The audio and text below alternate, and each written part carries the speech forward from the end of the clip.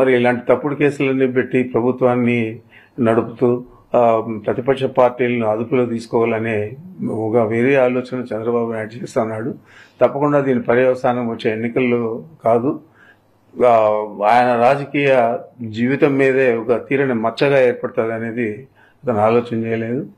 మరి ఎవరైనా రాజకీయాల్లో అంటే మంచి పేరుతో రిటైర్ అయ్యి బాగా పనిచేశాడు అనిపించుకోవాలి. ఆ విధంగా కాకుండా కక్షపూరితంగా విద్రోహ చర్యలకు ప్రభుత్వమే పాల్పడితే ప్రజలు ఎవరికి చెప్పుకోగలుగుతారని చెప్పి నేను అడుగుతున్నాను.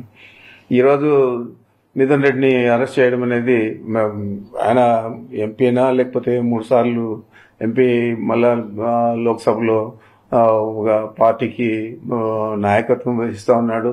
ఇవన్నీ ఒక పక్కన పెడితే నా కుమారుడుగా నేను చెప్తున్నాను, ఇది కేవలం మా మీద ఉన్న కక్ష, మా మీద ఉన్న విద్వేషం, ఎన్నికల్లో మేము ధీటుగా ఈ జిల్లాలో పనిచేస్తామని చెప్పి ఆలోచన, ఇవన్నీ కలిపి చంద్రబాబు నాయుడు చాలా తీవ్రమైన వ్యతిరేకతతో ఈ చర్యకు పాల్పడినాడు. దీనికి తప్పకుండా ఈ జిల్లా ప్రజలే కాదు రాష్ట్ర ప్రజలు కూడా జవాబు చెప్తారు సమయం వచ్చినప్పుడు. నేనైతే దీని మీద చింతించడం లేదు. ఏదైనా కూడా మేము తప్పు చేయలేదు కాబట్టి అరెస్ట్ చేసినా కూడా ఆయన కడిగిన ముత్యంగా మళ్ళా బయటకు వస్తాడు. రాబోయే ఎన్నికల్లో మీరు ఏ విధంగా ఈ అపవాదులన్నీ కూడా ఈ అపకీర్తిని మరి ఇట్లా అకృత్యాలను ఇట్లా దుర్మార్గాలను మీరు ప్రజలకు ఏ విధంగా జవాబు చెప్తారో అనేది మీరు ఆలోచించుకోవాలని చెప్పి చంద్రబాబు చెప్తా ఉన్నా. ఏదేమైనా కూడా వైఎస్ జగన్మోహన్ రెడ్డి గారి నాయకత్వంలో వైఎస్ఆర్ కాంగ్రెస్ పార్టీ స్థిరంగా ఉంది. చాలా పట్టుదలగా ఇప్పుడు ప్రజలందరూ కూడా ఈ పార్టీని గెలిపేయాలని ఆలోచన చేస్తూ ఉన్నారు.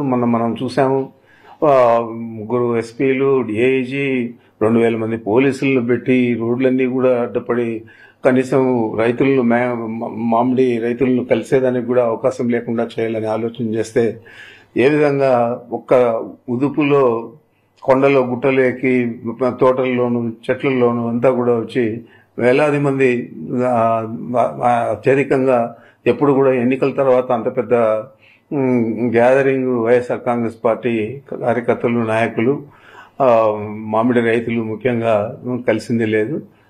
ఈ విధంగానే రాబోయే రోజుల్లో ఇంకా ఎక్కువగా వైఎస్ఆర్ కాంగ్రెస్ పార్టీ మీద అభిమానము ప్రేమ జనాలలో పెరుగుతున్నాయి. కాబట్టి జగన్మోహన్ రెడ్డి గారు చెప్పినవన్నీ చేశాడు. మరి ఈయన చెప్పాడు 143 హామీలు,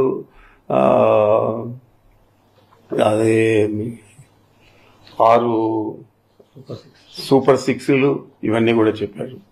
మరి ఇవన్నీ ఏదైనా నెరవేర్చాడా అంటే అరకొరగా పెన్షన్లు ఇవ్వడం కానీ, అదేవిధంగా ఆ రోజు 50 సంవత్సరాలకే ఈ పెన్షన్ వర్తింపజేస్తా అన్నాడు. ఇప్పుడు దాదాపు 5,000 నుంచి 6,000 పెన్షన్లు తీసేశారు. మరి అదేవిధంగా కొంతమందికి ఒక్కొక్క సిలిండర్ ఇచ్చి సర్ది పెట్టేశారు మొదటి సంవత్సరం. మరి ఈ సంవత్సరం ఏం చేస్తారో మనకు తెలియదు. అదేవిధంగా మొన్న తల్లికి వందనం అని చెప్పి ఇచ్చారు. 13,000 చిల్లర కోట్లు కావాల్సి వస్తే కేవలం బడ్జెట్లో 8,000 చిల్లర పెట్టి ఇచ్చిందేమో 3,000 చిల్లర కోట్లు మాత్రమే ఇచ్చారు. మరి ఇది ప్రజలందరూ కూడా చూస్తూ ఉన్నారు, ఇచ్చిన హామీలు నెరవేరుస్తూ ఉన్నారా లేదా అని. మరి ఏ విధంగా మీరు ఒక సంవత్సరంలో ఎవరిని కూడా పట్టించుకోకుండా, ఏ హామీలు నెరవేర్చకుండా మహిళలను, రైతులను, పురుషులను, విద్యార్థులను, నిరుద్యోగులను అందరినీ కూడా మోసం చేశారు. మరి ఇదంతా కూడా కప్పిపుచ్చుకోవాలని చెప్పి ఈ లిక్కర్ స్కామ్ అని ఇంకోటని తీసుకొచ్చి ప్రధానమైన పార్టీకి పట్టుకొమ్మలుగా ఉన్న నాయకులందరినీ కూడా మీరు అరెస్ట్ చేసే పరిస్థితులకి దిగజారంటే మీ ప్రభుత్వం పనితీరు ఏ విధంగా ఉందో, మీ పెర్ఫార్మెన్స్ ఏ విధంగా ఉందో, మీరు మా పార్టీని ఏ విధంగా నడపాలనుకున్నారు, ఒక దుర్మార్గంగా అణచివేత ధోరణిలో నడపాలనుకుంటా ఉన్నారు. మనం చూసాము, చాలా మంది నియంత్రణలంతా కూడా దేశాలు వదిలి పారిపోయిన పరిస్థితులు ఉన్నాయి. కొంతమంది అయితే స్వయంగా వారే సూసైడ్లు చేసుకున్న పరిస్థితులు కూడా ఉన్నాయి. మరి ఆ నియంత్రణల కంటే మీరేం పెద్ద నియంత్రణలు కాదు. మరి మీ పరిస్థితి ఏ విధంగా ఉంటుందో వచ్చే ఎన్నికల్లో చూద్దామని చెప్పి తెలియజేస్తాను.